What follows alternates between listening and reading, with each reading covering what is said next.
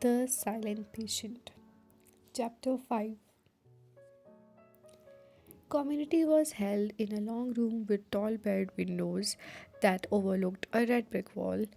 The smell of coffee was in the air, mingled with traces of Yuri's aftershave. About 30 people were sitting in a circle. Most were clutching paper cups of tea or coffee, yawning and doing their best to wake up. Some, having drunk their coffees, were fidgeting with the empty cups, grumbling, flattening them, or tearing them to shreds. Community met once or twice daily. It was something between an administrative meeting and a group therapy session. Items relating to the running of the unit or the patient's care were put on the agenda to be discussed. It for Professor Domides was fond of saying, an attempt to involve the patient in their own treatment and encourage them to take responsibility for their well being.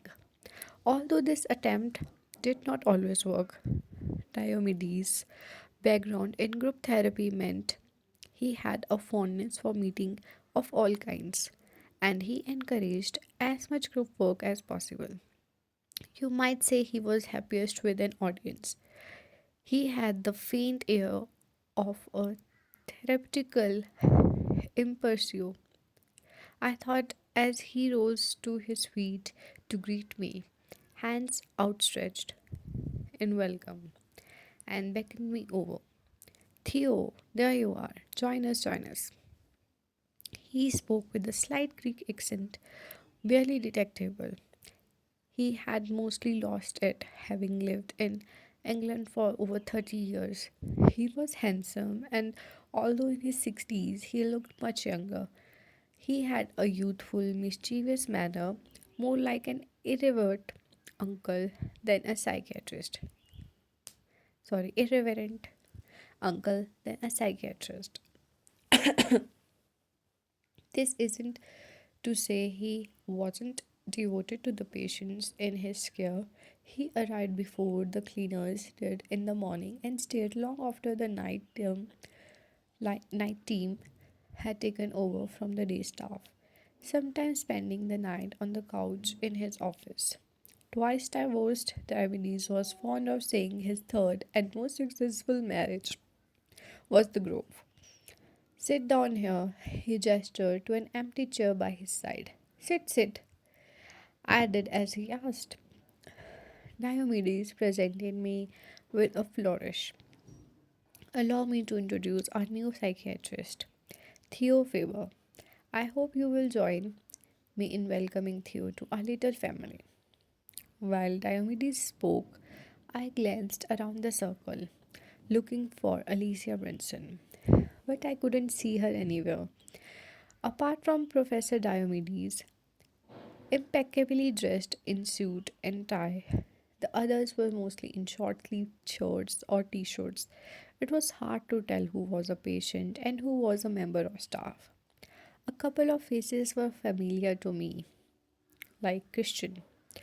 For instance, I had known him from Broodmoor, a rugby playing psychiatrist with a broken nose and a dark beard, good looking in a bashed up kind of way.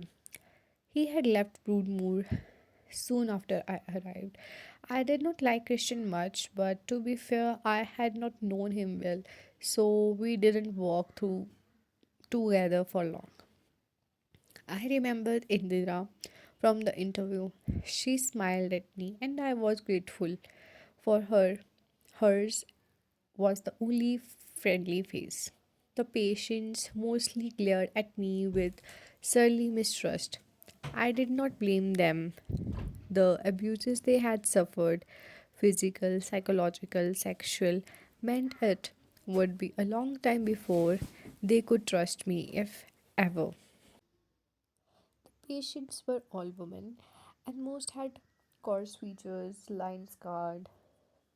They had difficult lives, suffering from horrors they had driven them to retreat into the no man's land of mental illness. Their journey was etched into their faces, impossible to miss. But Alicia Vinson, where was she? I looked around the circle again, but she could not be seen. Then I realized I was looking right at her. Alicia was sitting directly opposite to me, across the circle. I had not seen her because she was invisible. Alicia was slumped forward in the chair. She was obviously highly sedated. She was holding a paper cup full of tea, and her trembling hands was slipping a steady stream of it onto the floor. I restrained myself from going over and strengthening her cup. She was so out of it, I doubt she had have noticed if I had. I had not expected her to be in such a bad shape. There were some echoes of the beautiful woman she had once been. Deep blue eyes, a face of perfect symmetry. She was too thin and looked unclean. Her long red hair was hanging in a dirty, tangled mess around her shoulders. Her fingernails were chewed and torn. Faded scars were visible on both her wrists, the same scars I had seen faithfully rendered in the Alcestis portrait. Her fingers didn't stop trembling, doubtless a side effect of drug cocktail she was on, risperidone and other heavyweight antipsychotics, and glistening saliva was collecting around her mouth, uncontrollable drooling being another unfortunate side effect of the medication. I noticed Diomedes looking at me. I pulled my attention away from Alicia and focused on him. I'm sure you can introduce yourself better than I can, Theo. He said, "Won't you say a few words?" Thank you, I nodded. I didn't really have anything to add, just that I am very happy to be here, excited, nervous, hopeful, and I am looking forward to getting to know everyone, particularly the patients. And I was interrupted by a sudden bang as the door was thrown open. At first, I thought I was saying things. A giant charged into the room, holding two jagged wooden spikes, which she raised high above her head and then threw at us like spears. One of the patients covered her eyes and screamed. I half expected the spears to impale us, but they landed with some force on the floor in the middle of the circle. Then I saw they weren't spears at all. It was a pool cue, snapped into. The massive patient, a dark haired Turkish woman in her 40s, shouted, "Pisses me off. Pool cue's been broken a week and you still ain't fucking replaced it." "Watch your language," Aleph said Diomedes. "I'm not prepared to discuss the matter of the pool cue until we decide whether it's appropriate to allow you to join community at such a late juncture." He turned his head slyly and threw the question at me. "What do you think, Theo?" I blinked. I took a second to find my voice. "I think it's important to respect time boundaries and arrive on time for community." And again, I was interrupted. "Like you did, you mean?" said a man across the circle. I turned and saw it was Christian who spoke had been interrupting me. He laughed, amused by his own joke. I forced a smile and turned back to Ed. "He's quite right. I was also late this morning, so maybe it's a lesson we can learn together." "What do you think about it?" Aleph said. "Who the fuck are you anyway?" "Aleph, mind your language," said Diomedes. Don't make me put you on timeout. Sit down." Aleph remained standing. "And what about the pool cue?"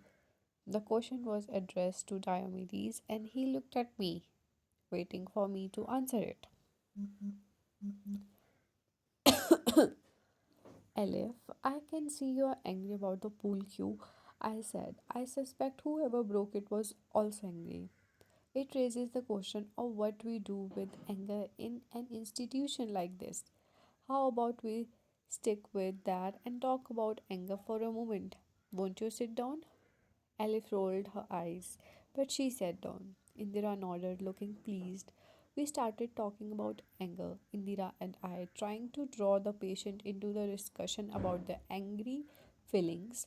We worked well together. I thought I could sense Diogenes watching, evaluating my performance. He seemed satisfied. I glanced at Alicia, and to my surprise, she was looking at me, or at least in my direction. There was a dim fogginess in her expressions, as if it was a struggle to focus her eyes and see. If you told me this broken shell had once been the brilliant Alicia Brunson, described by those who knew her as dazzling, fascinating, full of life, I simply would not have believed you. I knew then and there I had made the right decision. In coming to Grove, all my doubts vanished. I became resolved to stop to nothing until Alicia became my patient. There was no more time to waste. Alicia was lost, she was missing, and I intended to find her. And that's all.